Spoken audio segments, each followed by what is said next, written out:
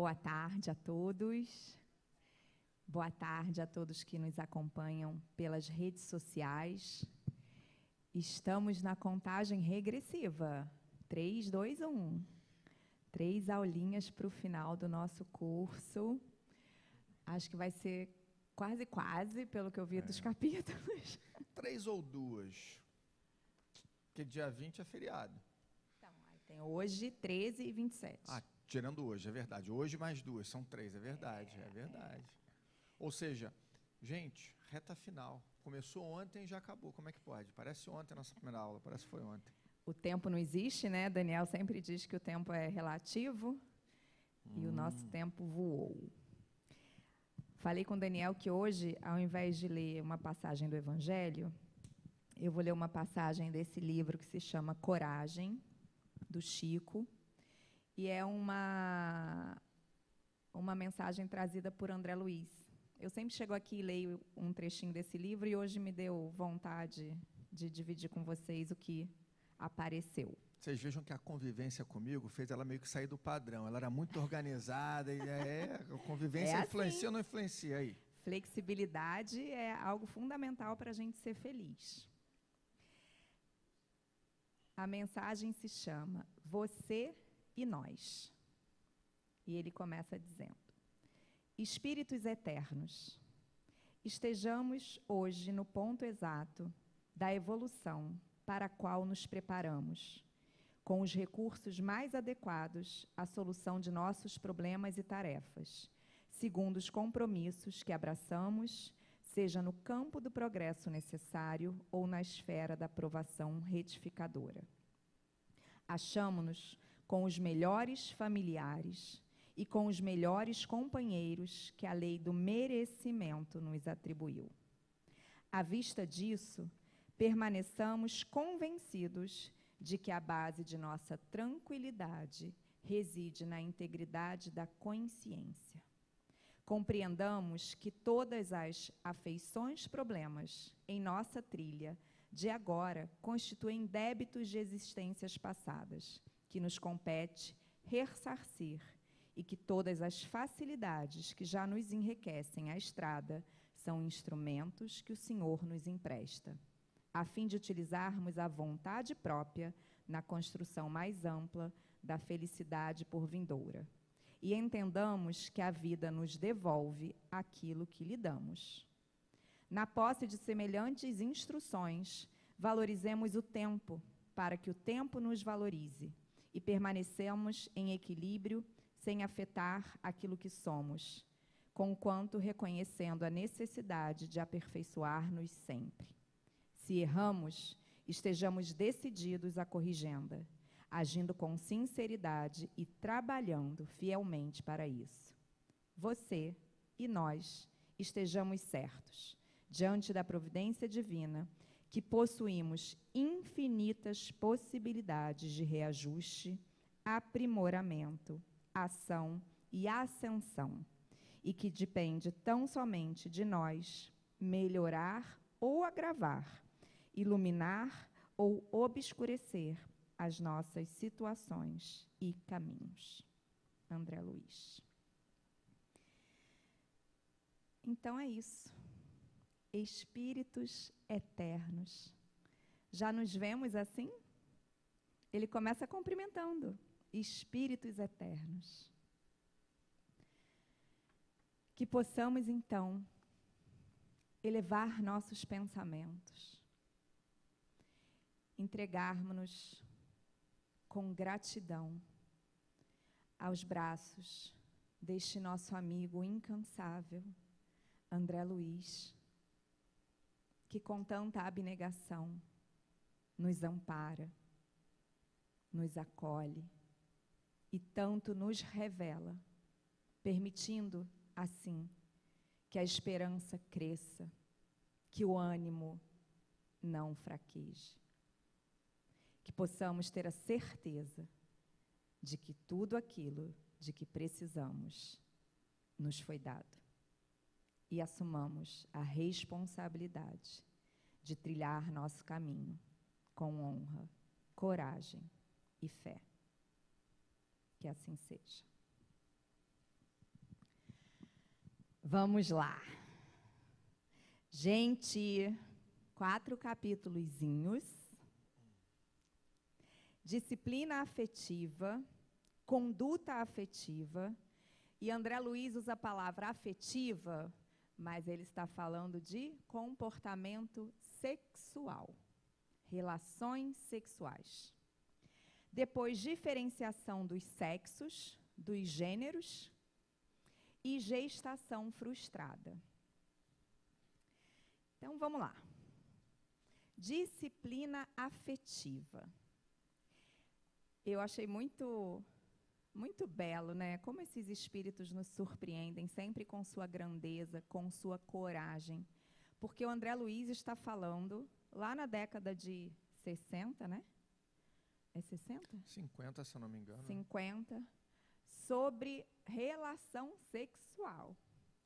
Então, ele vai dizer, em que base se verifica a disciplina afetiva nas sociedades espirituais das esferas superiores? E aí o André Luiz vai responder o seguinte: enganam-se, lamentavelmente, quantos possam admitir a incontinência sexual como regra de conduta nos planos superiores da espiritualidade. Então, ele está dizendo que isso é um engano, que em planos superiores, ele usa, né, essa palavra forte, a incontinência sexual não é uma regra, não existe. Médiuns que tenham observado as regiões de licenciosidade ou desencarnados que a respeito delas venham a traçar essa ou aquela notícia, reportam-se apenas a lugares naturalmente inferiores, extremamente afins com a poligamia embrutecente. Então, provavelmente acontecia naquela época, eram trazidas informações de que nas esferas espirituais superiores acontecia uma incontinência sexual. E o André Luiz está fazendo uma correção. Ele está dizendo que a incontinência sexual ocorre, mas nas esferas inferiores. Ou seja, o comportamento sexual com esta característica, né, de compulsão, de incontingência, ele está muito mais ligado à nossa esfera material, animal, ao nosso corpo físico, que a gente aprendeu que se desenvolve a partir, né, do princípio inteligente, passando por todos os reinos, e que isso não está atrelado às esferas superiores no plano espiritual. É interessante a gente reparar que ele fala no aspecto de reprodução, que é a ideia que a gente tem de relacionamento sexual, reprodutivo. Isso não quer dizer que não há troca de energias fortes entre almas superiores. É uma ressignificação, ele vai falar sobre isso, não é uma ressignificação de um ato que aqui é reprodutivo, nas esferas superiores. Agora, os atos que a gente tem aqui de reprodução, né, acontecem também na esfera espiritual, sim ou não? Sim, mas não na superior, né, nas esferas análogas à nossa, no plano espiritual e daí para baixo. Lembram que Divaldo falava que em desdobramento ele foi em um vale, onde tinha ali uma licenciosidade, vamos chamar assim, porque André Luiz usou mais ou menos essa palavra, para as pessoas se permitem mais, né, comportamentos inadequados em relação à energia sexual, e ele falou que eram como se fossem desfiles em carreatas, onde havia a reprodução dos órgãos, né, humanos reprodutivos, masculino e feminino, em grandes proporções, como se fossem blocos de carnaval. E quando o Divaldo estava aqui uma vez e viu alguma coisa parecida, o que veio na mente dele? Eles chegaram. O pessoal que estava do lado de lá encarnou aqui e reproduziu tudo. Enfim, que aqui André Luiz estava falando nesse primeiro momento das esferas superiores. A gente viu que a gente continua se alimentando, lembra? A gente continua tendo fome, a gente continua tendo sede. O instinto sexual, ele não desaparece porque o corpo material morre. O instinto sexual continua. E a gente precisa lembrar que é uma realidade do nosso planeta, onde milhões e milhões, a gente pode falar de bilhões de pessoas, não têm acesso à satisfação, a prazeres que não sejam o sexual. Quantas pessoas vivem na miséria e não têm a oportunidade de se alimentar de uma comida gostosa, de ler um bom livro, de passear num lugar belo, de comprar algo que a satisfaça? Então, para pessoas que sobrevivem nesse planeta, no sentido de que a vida é uma luta diária para conseguir se alimentar, não ser morto, não ter uma doença, não passar por nenhuma violência, o sexo é o único prazer que aquele indivíduo experimenta. Faz sentido o que eu estou dizendo para vocês? Nós temos o privilégio e o merecimento, como ele disse aqui, que tudo é merecimento, inclusive aqueles parentes que você acha estranhos, eles são merecimento.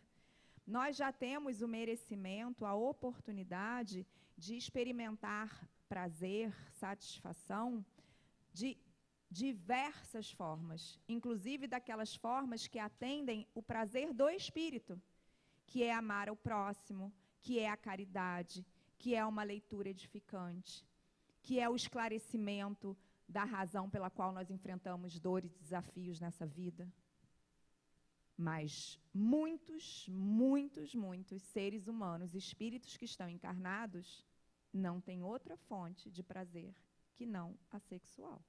E é só ir para Rio das Pedras que a gente enfrenta isso, vê isso com muita clareza. E é reproduzido nas artes, inclusive, né? Na música, no comportamento, né? São expressões da alma, não são criações da alma. Isso se usa até no direito, né? Você tem propriedade intelectual como proteção a expressões ou criações da alma.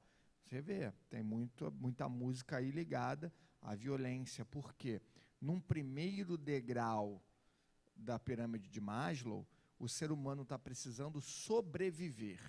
Enquanto ele se preocupa em sobreviver, ele não consegue se preocupar ou não tem condições de se preocupar com mais nada. Para sobreviver, ele precisa se proteger, ele precisa reproduzir, ele precisa se alimentar. É o primeiro degrau. Se não tem isso, como é que ele vai pensar no segundo, no terceiro? Como é que ele vai pensar em poder, em retribuir à sociedade alguma coisa que sequer ele tem acesso? Depois dê uma olhada, pirâmide de Maslow, ou degraus da pirâmide de Maslow. Muito interessante. E a gente precisa de prazer também. A gente bicho, a gente animal, para tolerar as dificuldades. E não é à toa que a inteligência divina faz com que a gente sinta satisfação ao se alimentar, satisfação ao descansar, satisfação ao reproduzir. Imagina na selva o trabalho que dá para aqueles bichos reproduzirem. Eles lutam entre si, eles se matam, eles guerrilham. Então, se não houvesse uma satisfação muito forte, as espécies todas terminariam. Então, isso é algo que faz parte da manutenção da espécie, sobrevivência da espécie. E do ser humano também. Porque se não existisse nada de bom, como é que a gente continua? Como é que a gente suporta toda a luta? Então, em função disso, quando a gente desencarna, o plano espiritual continua, né, mostrando para a gente esse mesmo comportamento, ainda que perispíritos e não corpos materiais. André Luiz vai continuar. Nos planos enobrecidos, realiza-se também o casamento das almas, conjugadas no amor puro, verdadeira união esponsalícia de noivos, de nubentes, de caráter santificante, gerando obras admiráveis de progresso e beleza, na edificação coletiva. E quando semelhante enlace deve ser adiado por circunstâncias inamovíveis, os espíritos se comportam... Deixa eu parar aqui. Primeiro ele está dizendo para a gente que existe, sim, enlaces entre dois espíritos, entre duas almas, que se unem em favor de realizar obras com ideais semelhantes, com objetivos semelhantes, e se unem, se fortalecem, se fazem companhia. em função de um amor puro, planos enobrecidos. Então, ele está indo para o outro lado, que não é a ligação pelo prazer sexual atrelado ao corpo, né? E essa lembrança do corpo que a gente leva para o plano espiritual. E aí ele está dizendo que quando é necessário, por circunstâncias inamovíveis, né, inadiáveis, que haja a separação desses espíritos, esses espíritos continuam na Terra a luta pela sublimação das forças genésicas.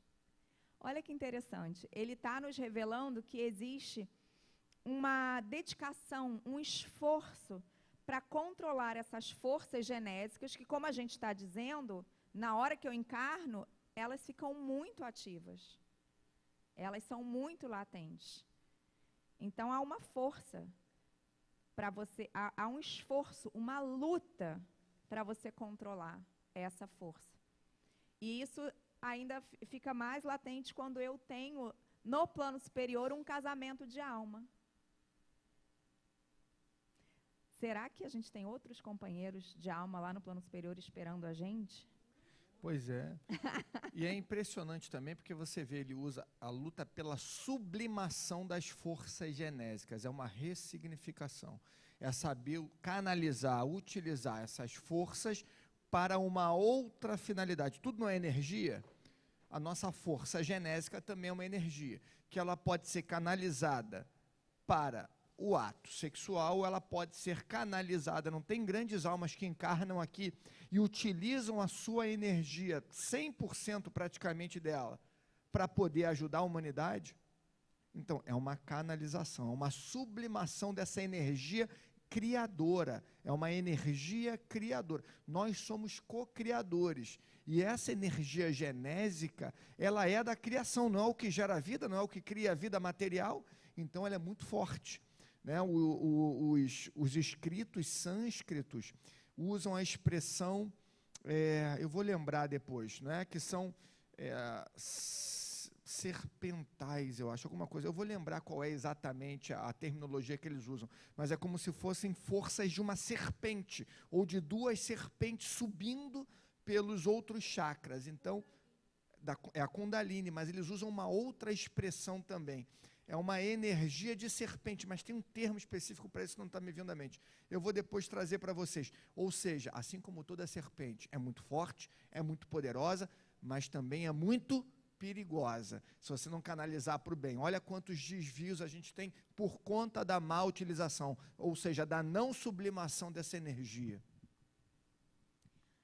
E aí ele vai terminar dizendo: cabe considerar que na renúncia construtiva a que se entregam, na expectativa às vezes longas do amor que os integrará na complementação desejada, encontram-se no serviço aos semelhantes, usando essa energia, preciosas oportunidades de burilamento e progresso, acentuando em si mesmos os altos valores da cultura e da emoção, que lhes propiciam gozos íntimos dos mais alevantados e mais puros. Então, olha que não é uma coincidência, eu acabei de falar que a gente pode ter satisfação e prazer de diversas formas. E ele traz a palavra gozos para falar do que a gente conquista quando a gente sublima essa força genésica, criativa, utilizando-a para obras sublimes, para serviços aos semelhantes, para burilamento, progresso pessoal. E é uma força criativa, literalmente criativa, quando eu crio corpos para que espíritos reencarnem, e criativa no sentido de novas soluções, de arte, de fazer a diferença, de trazer o que ainda não existia, literalmente criar, mas criar, seja na dimensão que for, para servir ao semelhante, para o burilamento e para o progresso próprio. Certo? Então, vamos lá. Conduta afetiva. Qual é a conduta afetiva entre almas enobrecidas? Temos almas enobrecidas? A caminho, a caminho. Eu até olhei assim, mas minha mediunidade hoje não está muito forte. Mas temos, certamente temos. Quanto mais elevado o grau de aprimoramento da alma, mais reclamará espontaneamente de si própria a necessária disciplina das energias do mundo afetivo. Olha a responsabilidade, a autorresponsabilidade que Joana tanto nos ensina. A lei está na consciência. Crescer significa assumir as próprias responsabilidades. Somente despendendo-as no circuito de forças e que se completa com a alma a que se encontra consorciada. Então, ele está falando aqui que almas evoluídas direcionam a sua energia genésica, essa energia criativa, àquela alma quem ela se encontra consorciada. Ou, então, olha que bacana, em serviço nobre, através do qual opere a evasão das cargas magnéticas de seus impulsos genéticos, transferindo-as para o trabalho, em que se lhe projetam a sensibilidade e a inteligência. Cabe a nós, de acordo com o nosso evoluir, direcionar essa força, esse impulso, que é muito potente, muito possante. A gente vai deixar, inclusive em algum momento a gente vai deixar de precisar reproduzir os corpos físicos como fazemos agora. E não de uma forma muito distante, a gente já está tendo soluções pela ciência. Fecundação in vitro. A gente ainda não desenvolve o feto fora de um útero humano, mas a gente já faz a fecundação fora do corpo humano. Eu acredito até que não se desenvolve por questões éticas, mas tecnologia para isso provavelmente me parece que não falta. Então, como o tempo vai se desenrolar e as possibilidades que vão aparecer, nós não sabemos, mas a notícia é que conforme evoluímos moralmente, a gente redireciona essas forças para o trabalho, para a sensibilidade, para a inteligência. Certo?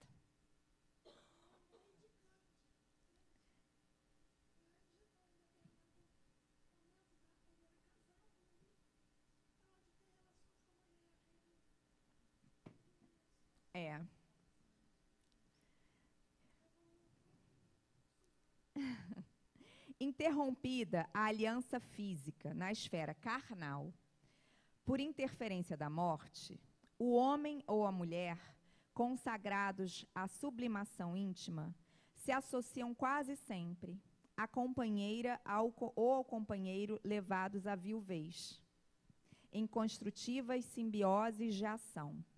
Então, o que ele está nos revelando? Que quando um dos cônjuges, quando existe a morte, desencarna antes do outro, havendo um amor puro, eles continuam numa relação de simbiose. E olha que legal, seja no amparo aos filhos, ainda necessitados de assistência, ou na extensão de obras edificantes. Porquanto os espíritos que verdadeiramente se amam, desconhecem o que seja abandono ou esquecimento.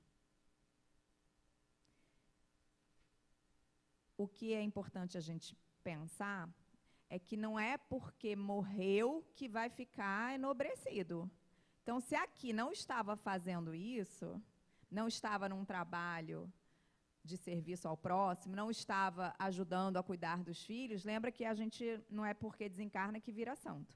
Então, ele está trazendo um exemplo de duas almas que já trabalhavam pelo bem, já faziam unidas o seu trabalho de assistência aos filhos.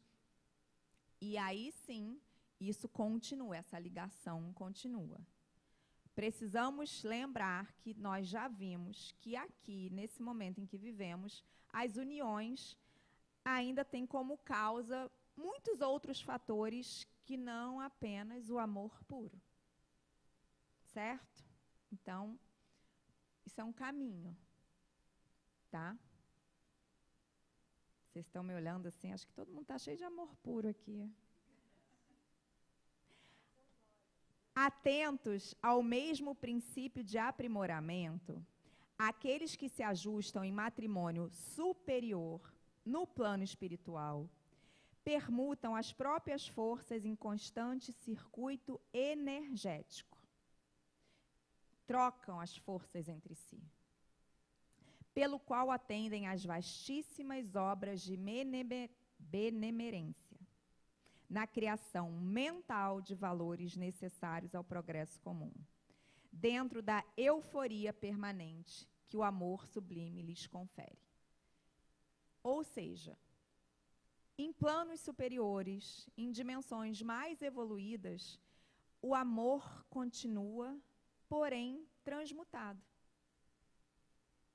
As uniões continuam, mas com outros objetivos, com outras formas de prazer, de euforia, com outras criações mentais. Continua tendo a troca energética, só que de modo diferente, com interesses diferentes. Aqui não tem a troca energética da relação íntima? Lá também tem, só muda o grau, o teor da energia, a vibração daquela energia e o objetivo daquela união. Esse lá aqui é um lá bem longe, tá, gente? É o lá superior. O lá pertinho é bem parecido com o daqui, tá? Em lhes faltando a companhia, por intermédio da qual se integram nos mais altos ideais de burilamento e beleza, mobilizam as próprias cargas magnéticas criadoras em serviço à coletividade, com o que se elevam mais intensamente na escala da sublimação moral. Ou seja, quando falta esse parceiro, essa parceira, fico até curiosa em relação aos gêneros, né? Porque como a gente vai trocando de gênero, deve ter hora que coincide, assim, era homem e mulher, fica mulher com mulher, é mulher com mulher, sobe homem com homem. Então, assim, deve ser interessante também. Porque o espírito, lembra do livro dos espíritos, não tem esse gênero aqui. Então, encarnou aqui como mulher. E lá, o antigo parceiro, também numa última encarnação era mulher, não se sabe. Pode voltar, o que acontece geralmente, assumindo aquela mesma forma feminina, e é isso que a Isabela está falando, vão bater lá duas formas iguais. Não vai ficar nada estranho, porque qual é o objetivo da união? Não é estranho nem aqui, quanto mais lá. Vamos parar com isso, vai repetir de ano, hein? Ou então...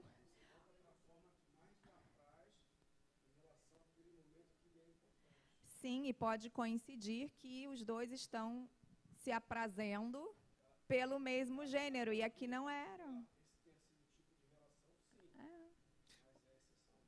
Não, mas o que acontece é o seguinte, às vezes encarnações para frente, vamos supor, duas almas afins, marido e mulher, 300 anos atrás, o marido desencarnou como marido, depois encarnou como mulher, aí depois a mulher desencarnou como mulher, como marido, e aí nessas trocas de gênero, encarnação após reencarnação, pode ter acontecido, subiu nessa encarnação lá, no último, almas afins muito ligadas, o seu João subiu, e continuou aqui aquele espírito que lá era Joana e agora é Felipe, subiu como Felipe. É isso que ela está falando.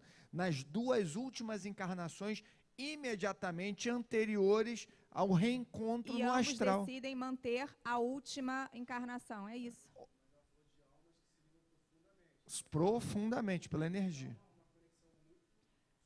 Superior é... Gente, vamos organizar aqui só uma coisa. Não é uma ligação não tem nenhuma física. Não existe nenhuma diferença entre um amor de gênero masculino, feminino, feminino, feminino, masculino, masculino. Eu só pensei alguma coisa aqui, porque eu estava tendo como base o que nós mais vemos hoje em dia, mas que a gente já entendeu que está mudando, e talvez esteja mudando justamente por esse ensinamento que o André Luiz está trazendo. Amor puro, nobre, santificante, não tem nada a ver com gênero. Quem quiser ler sobre isso, pegue o livro Aruanda, explica na prática, tem um capítulo sobre isso, casamentos. E aí tem um casamento em que aconteceu isso que a Isabela está falando. Dois espíritos afins se encontravam numa mesma forma ali, de gênero. Quando eles ascenderam para o plano astral, né, ou ultrapassaram essa ascender, enfim, foram para o plano astral, teve o casamento lá no plano astral, com o mesmo gênero que eles tinham Fala. E o que a gente está vendo aqui é que no plano superior, a ligação, a troca de energia, não é a mesma necessidade biológica que a gente tem aqui. A necessidade lá é de obras engrandecedoras, de obras nobres. Então, o gênero não vai importar em nada. Ou então, o que é mais frequente, a gente está falando dos companheiros que se separam por conta do desencarne de algum deles. O que é mais frequente, buscam esquecer as próprias possibilidades de maior ascensão, solicitando posições apagadas e humildes ao pé daqueles a quem se devotam, a fim de ajudá-los na execução das tarefas que lhes foram assinaladas ou no pagamento de dívidas com que ainda se oneram perante a lei. E aí eu lembrei da história da Alcione, do Renúncia, que abre mão de seguir a sua evolução e retorna para auxiliar o marido, que ainda tinha seus acertos para fazer. Então, ele está dizendo que isso é o mais frequente entre essas almas que se unem no amor puro. Uma delas, ainda que já possa ascender a maiores possibilidades, renuncia e auxilia o que está mais para trás. E foi avisado a ela, né? Ó, é perigoso, ela não é, tem certeza? Ela falou, não, pode deixar que eu vou lá e resolvo.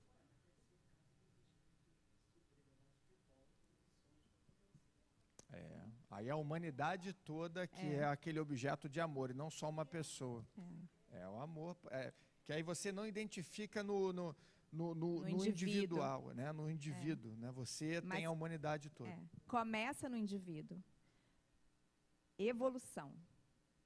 Não é de salto em salto, é de passo em passo. Então, primeiro eu experimento a renúncia, a abnegação em nome de um indivíduo, de uma alma. E com isso eu vou experimentando cada vez com mais almas, até que nos tornemos seres crísticos e possamos fazer pela humanidade toda. Tá animada?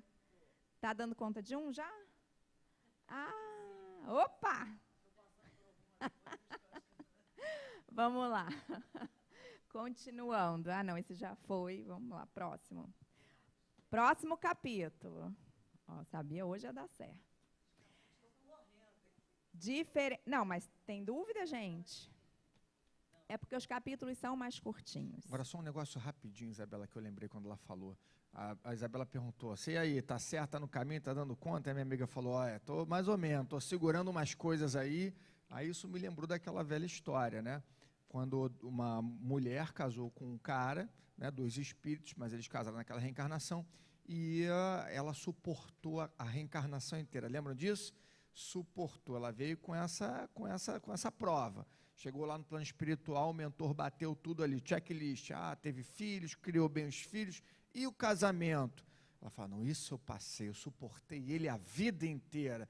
Não, então volta lá, que você tem que aprender a amá-lo, suportar, você já aprendeu. Volta de novo, aí voltaram de novo ali os dois. Ai, que medo.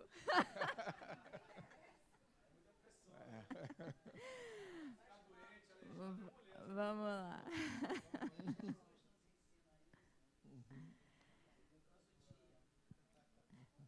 Ele não casou. Ele casou com 12, ele andava com 12, imagina. A gente não aguenta nenhum. Não nos aguentamos, gente, sejamos sinceros. Já. Vamos lá. Capítulo 12. Essa parte aqui é interessante. Volta um pouco no que a gente estava falando agora sobre gêneros. Diferenciação dos sexos. Como se iniciou a diferenciação dos sexos? Os princípios espirituais, nos primórdios da organização planetária, então lembra tudo que a gente viu lá desde os inícios, traziam a condição que poderemos nomear como teor de força, expressando qualidades predominantemente ativas ou passivas. Então, se a gente olha para os seres, os mais primitivos, antes de iniciar aquela diferenciação dos órgãos sexuais, nos alerta para um teor de força que pode ser ativa ou passiva.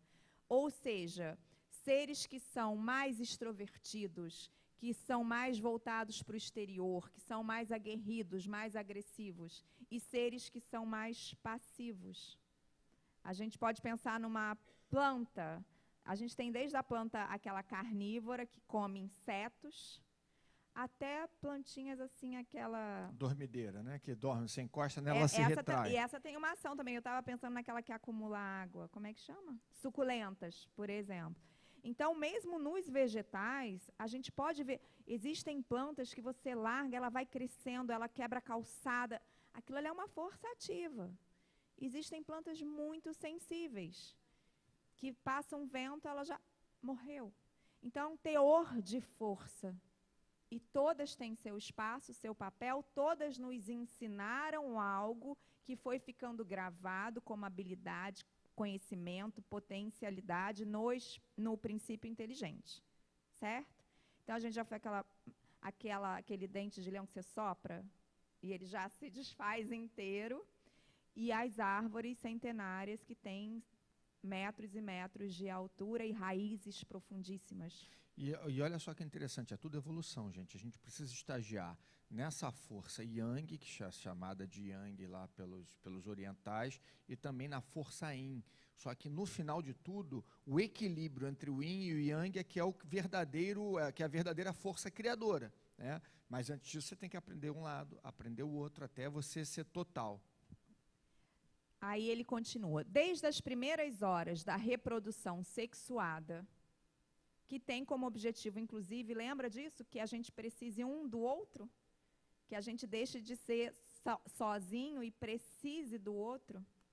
Hoje, pensando no que a gente experimenta na nossa época, eu preciso de outra pessoa para ter um filho, para criar um filho, para manter uma casa.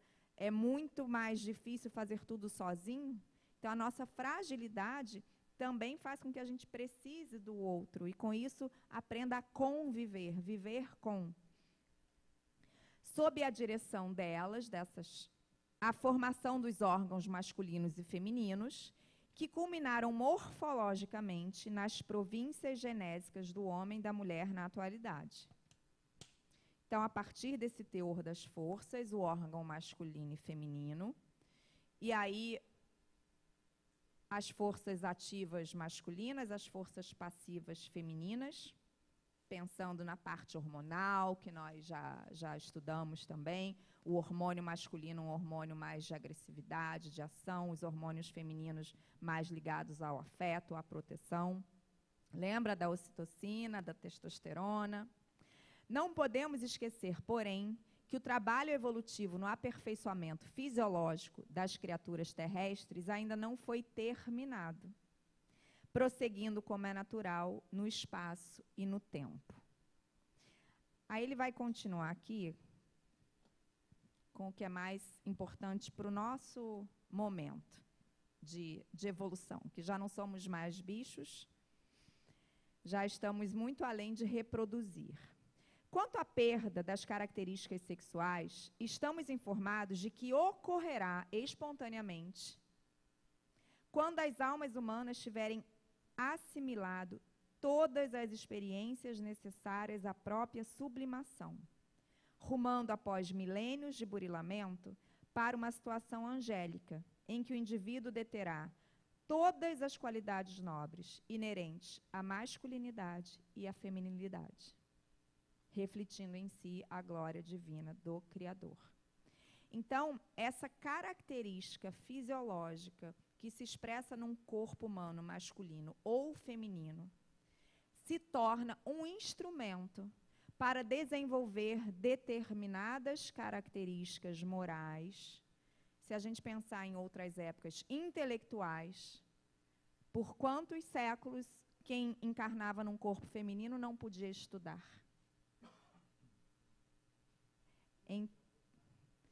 Mas eu estou falando do intelecto. Não podia estudar, você não tinha a oportunidade de desenvolver, de se desafiar intelectualmente. Então, as características fisiológicas desse corpo e o papel que esse corpo tem na sociedade faz com que a gente desenvolva determinadas virtudes, tenha determinadas experiências. Isso ainda hoje. E o que a gente vê aqui, que com o tempo essas características vão desaparecer, nós também começamos a experimentar hoje. Quando os papéis já não são tão definidos para homens e mulheres. É isso que a gente está começando a fazer. A gente está votando, finalmente, uma lei de licença paternidade que vai chegar a 20 dias daqui a 3 anos. Ave Maria! Sim, tem países. Nós Suécia. nascemos bem aqui, Suécia. onde a mulher é que abre a mão da sua carreira, não tenha menos oportunidade de ser contratada, salários menores, já que vai ter que reproduzir, amamentar, engravidar, etc. Sim, as mulheres ainda ganham 21% a menos. E tem a ver com isso.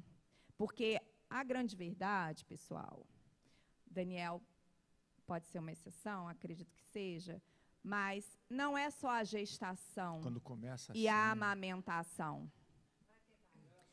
Não é só a amamentação e a gestação. Quem está no grupo de WhatsApp do colégio? São as mães ou os pais? Quem se vira em 5 para ir na reunião? Quem sabe quantas gotas de Novalgina dá? Quem sabe onde fica o band-aid? O termômetro. Quem tem termômetro na mão, que faz assim? Febre. Não é? Então, é por isso que quando a gente vai para uma ótica de mercado de trabalho, as empresas sabem disso. Não é que amamentou, pariu, acabou, ficou igual. Não ficou igual. Quem recebe ligação no meio de uma reunião, da escola, não é o pai, na maioria das vezes, é a mãe. Então, isso faz com que a nossa concorrência seja desleal, porque nós temos características que, numa ótica exclusivamente mercadológica, de lucro, nos prejudica. Mas já estamos mudando. Já estamos evoluindo. Certo?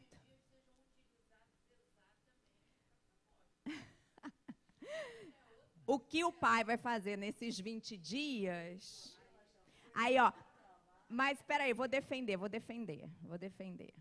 A mãe vai ter que deixar pegar o bebê e cuidar também, né? Que tem mãe que não deixa, né? Sai daí, não sabe pegar. Não, de fato, tem muitas discussões, principalmente no meio da assistência social, no meio jurídico também, né? Porque é uma ciência, não deixa de ser, né? Uma ciência social aplicada, mas que fala sobre isso, né? De fato, nós temos um histórico e se criou num imaginário por conta desse histórico, né? Por conta das nossas raízes animais, de que a mãe, ela é aquela mãe leoa, super protetora, e isso é muito bonito, porque historicamente foi o que a gente viu acontecer, é ou não é? Mas que a tendência da nossa sociedade é buscar, como tudo na natureza, o equilíbrio. Então, na medida em que o ser humano vai avançando em relação à expansão da sua consciência, das suas emoções, não tem jeito. É a mãe que vai gerir ali biologicamente a vida. Mas aquela questão que é quase que uma verdade sacramental, incontestável, é algo que violaria a moral de todo o gênero feminino, de que não há amor maior do que o amor materno. Isso vem sendo muito contestado, porque não tem nada que venha a medir o amor materno e paterno. Isso não é desconsiderando a grandeza do amor materno, é porque é diferente, né? Não tem como ser igual. Não tem como uma mãe que amamenta, que troca energia com o filho, que doa da matéria dela para o filho, para a filha, ter 9 meses e depois na amamentação, ser comparado realmente com o amor paterno. Agora, em relação à magnitude e grandeza, são esferas distintas, mas em relação à intensidade, né, isso vem sendo desconstruído, porque tem essa lógica, o filho vai ficar com quem? É óbvio, vai ficar com a mãe, porque quem melhor do que a mãe, e qual é o amor maior do que o materno, a não ser ali aquele amor sublime materno para poder criar o filho? Tem exceções, e na medida em que a gente vai avançando, expandindo a consciência, a energia masculina aprendendo com a energia feminina e vice-versa, me parece que a gente vai alcançar um equilíbrio aí. E não é nenhuma desconsideração ao amor, pelo amor de Deus, né? Mas é de um ponto de vista, de um lugar de fala de pai, que eu acho que acrescenta também. Eu acho que os pais poderiam, por exemplo, começar a se preocupar se tem uniforme limpo. Segunda-feira. São coisas que a dimensão ainda não alcança. Não, mas aí vai dar experiência. Vai dar experiência. É porque o que acontece? Ele é um paizão, gente. Ele é um paizão. Vamos continuar. Não, mas é verdade. Mas, mas olha só. A gente está falando de pai. A gente não está falando de pai genitor. Há uma grande diferença entre ser genitor e ser pai. Ser pai é cuidar, é dar amor, é dar banho, é limpar a roupa, é ir na reunião da escola, é saber o que está acontecendo, é discutir quais são as melhores diretrizes para o ensinamento daquela criança, é discutir com a criança, ouvir as emoções da criança, trazer, isso é ser pai. Ser genitor, bota lá, o que tem aí, resolve, chama a mãe. Ser genitor é o famoso chama a mãe. Pergunta para sua mãe. Ouvir. É uma escutativa, é ouvir e trocar, né? Mas diga-se de passagem, gente, isso é novo. Isso é novo. Gente, quem passou por essa experiência décadas atrás, difícil. A gente vai aprendendo e vai evoluindo. E uma geração vai superando a outra em relação a essas questões. Isso é natural e é bonito, né? A mulher, ela consegue aprender. Seja dita, os pais de hoje, dessa geração, eles não tiveram esses pais que eles estão buscando ser para copiar. Nós sempre tivemos as nossas mães para serem copiadas. As bisavós, as tataravós, as avós, as mães, as filhas. A gente teve um modelo ali muito forte, muito presente. Eles estão inventando algo que eles não receberam. E é muito o esforço. Vamos lembrar do homem de bem aqui no Evangelho? Qual é o mérito? É o esforço. Mais do que o resultado, é o esforço. Então, fazer algo diferente daquilo que você recebeu, usar a força criativa para exercer um papel que você não teve um espelho para copiar. E outra coisa, gente, muito lindo. E está todo mundo dando o seu melhor. Por exemplo, até o que a gente olha e erra, aquela pessoa que errou, ele está dando o melhor dele. Eu vi uma entrevista de um neurocientista, tem um canal que eu gosto muito, é o canal School of Greatness, não sei se já ouviram falar, Lewis Howes, School of Greatness, tem em português, mas não muda o nome, é School of Greatness, português, cara, coloca nesse sujeito. Ele chamou um neurocientista de Harvard, que aí tem uma história muito bonita. Ele não foi aceito lá na universidade, porque ele não tinha ali o que era necessário para conseguir estudar em Harvard. E hoje ele é professor lá e diretor de um centro de estudos lá em neurociência. O cara é muito bom. E o que ele falou? Que o pai dele fez o que era melhor ou o que ele entendia por ser melhor. Aí ele falou, olha, vamos comparar. É óbvio que eu vou fazer diferente, mas eu não tenho como julgar o meu pai. O que ele falou? Que ele era mais introvertido.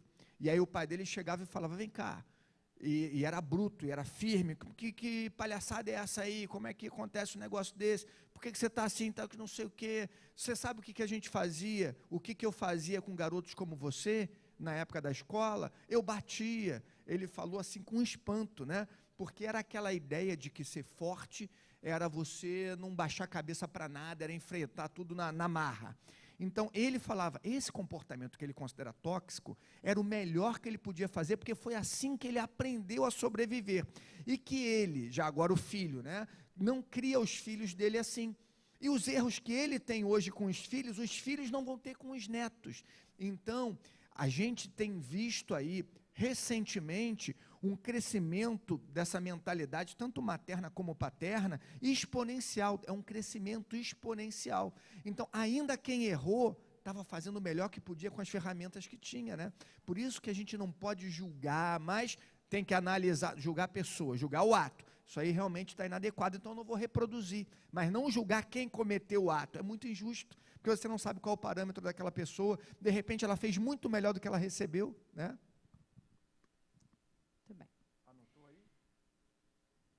Vamos Ele lá, anota as último coisas- capítulo de hoje. E é um capítulo importante, tá, gente? Ele agora muda um pouco o tema, onde ele está falando de gestação frustrada. Como compreendermos os casos de gestação frustrada quando não há espírito reencarnante para arquitetar as formas do feto? Esse tema até a gente estuda no Livro dos Espíritos, vocês devem lembrar que existem perguntas sobre esse assunto. E André Luiz vai dizer assim: em todos os casos em que há formação fetal, sem que haja a presença da entidade reencarnante, o fenômeno obedece aos moldes mentais maternos. Então, o que o André Luiz está nos revelando? O poder do pensamento, a força mental, interfere nessa gestação, onde não há um espírito reencarnante. Dentre as ocorrências dessa espécie, há, por exemplo, aquelas nas quais a mulher, em provação de reajuste do centro genésico, nutre habitualmente o vivo desejo de ser mãe, impregnando as células reprodutivas com elevada percentagem de atração magnética, pela qual, conforme o auxílio, consegue formar, com o auxílio da célula espermática, um embrião frustrado. Na medida de intensidade do pensamento maternal, as células do aparelho reprodutor lhe respondem aos apelos segundo os princípios do automatismo e reflexão. É muito comum a gente ouvir falar de gravidez psicológica em animais, certo? Até a questão de leite, né? Fica produzindo leite. Então, o que ele está trazendo para a gente, o que ele está revelando para a gente, é que nos seres humanos acontece a mesma coisa, como não é de se espantar. Existe no reino animal o princípio inteligente se transforma em espírito e a gente ainda traz, né, as marcas, os comportamentos que a gente enxerga nos animais. E ele traz aqui algo interessante. Ele fala de provação de reajuste do centro genésico. Nós precisamos fazer reajustes em diversas áreas da nossa vida, em diversas dimensões, como seres humanos.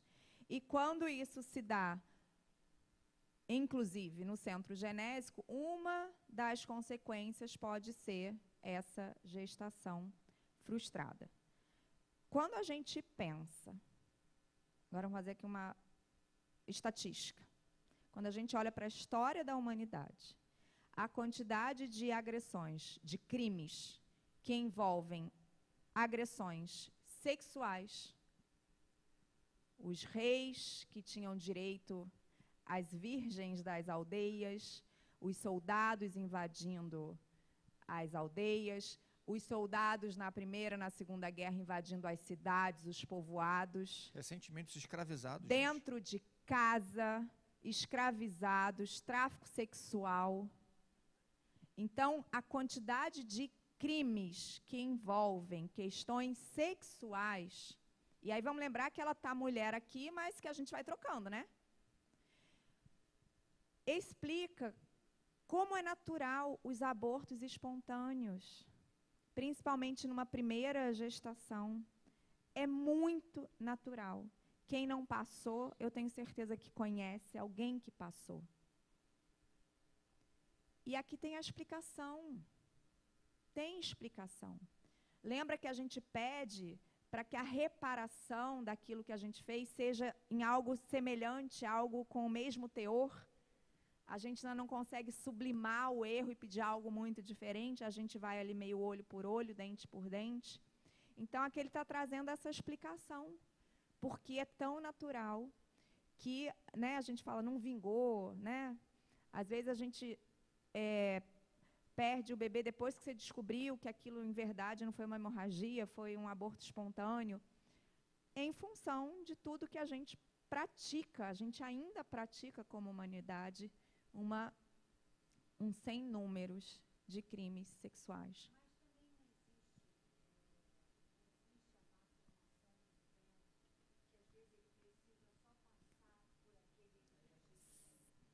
Sim. São N possibilidades. Sim. Ele está trazendo um exemplo. E ele vai falar de mais um exemplo aqui, ó. Aí a gente pega o seu, que acho que agora vai terminar.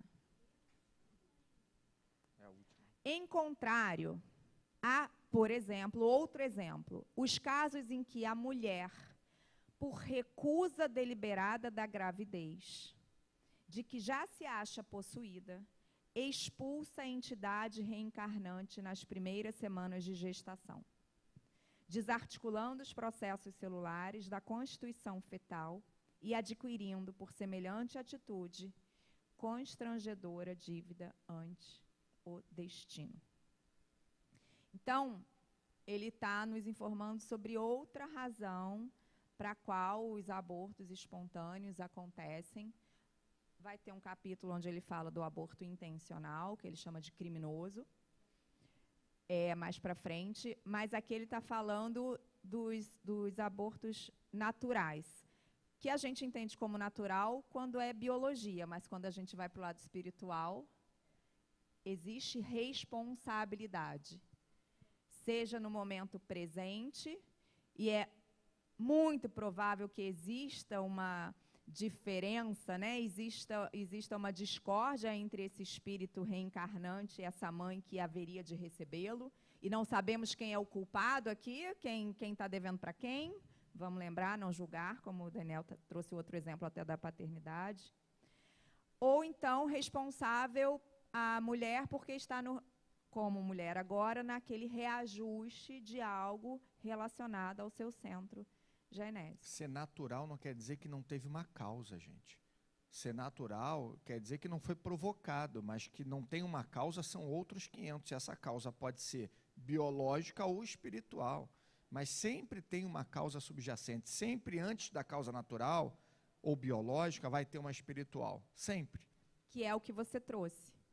Quando é uma má formação do feto, vamos entender que a mãe queria muito, aí é uma questão do próprio espírito reencarnante, que precisa ainda passar por mais um ajuste, talvez, até, às vezes, para se adequar à formação física do corpo humano, se teve um corpo material muito danificado, que prejudicou o perispírito, então ele precisa passar por aquilo, e não é a mãe responsável, mas certamente comprometida de alguma forma, porque não existe acaso.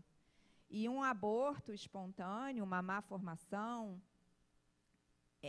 na maioria dos casos, é algo que atinge profundamente as pessoas envolvidas. Existe um sofrimento, existe um envolvimento ali da mãe, do pai. Então, nós sabemos que uma experiência que é marcante, que leva à reflexão, que leva à dor, ela nunca é ao acaso, não é à toa. Ela tem um propósito de evolução, de aprendizagem. Ok? Terminamos. Só a organização da Isabela mesmo para fazer com que termine. Essa é uma aula muito interessante, gente, porque, acima de tudo, traz aí várias reflexões. André Luiz não traz uma forma de... Uma receita de bolo. Isso é por causa disso. Ele traz possibilidades, dentre N outras possibilidades, né? Foi o que a minha amiga falou. Às vezes aquele espírito precisa ter contato com a energia do amor materno para se reconstruir. Ele recém saiu de uma forma de um ovoide, e aí ele pode sim, né, ser utilizado ali, aquele amor daquela mãe. Nada é por acaso, de alguma forma eles se uniram ali para poder ter o contato com o amor materno, e depois pode ter um aborto espontâneo. Não quer dizer que não teve uma causa. Olha a causa que tem por trás aí. Gente, vamos ter agora mais 6 capítulos, não, 7. 4 e 3, né? E olha que interessante, os temas. O próximo tema é aborto criminoso, passe magnético, determinação de sexo, desencarnação, evolução e destino, predisposições mórbidas, esse é interessante, e o último, que ele chama de invasões microbianas, que fala por que a gente fica doente, por que a gente é infectado ou não por um vírus, por uma bactéria. Então, são bem legais os temas. O Daniel vai fazer 3 e eu vou fazer 4. Tá bom. Acho que assim fica mais garantido. Fica, que vai ser tocado o negócio aí e terminado. E vocês ajudem, vocês também se comportem daí para a gente conseguir finalizar.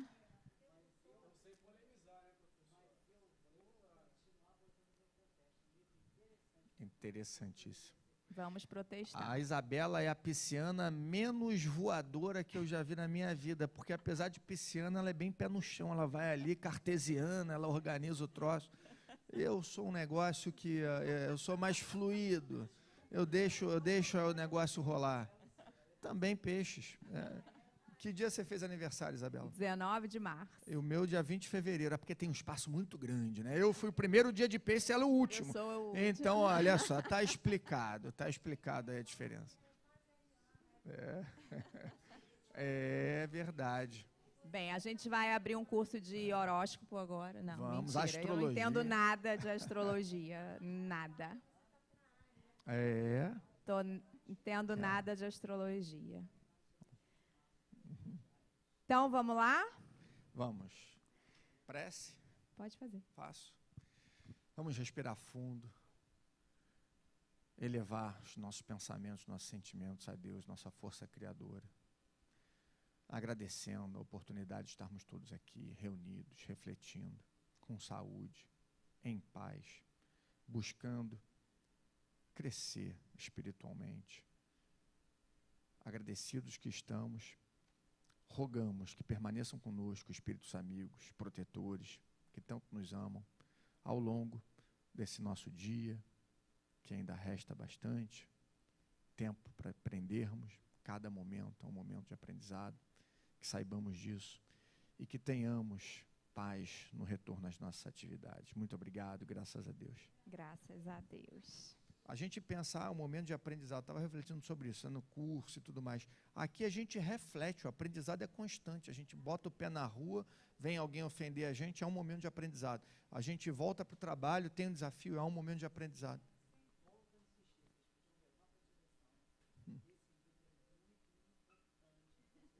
Bacana, né?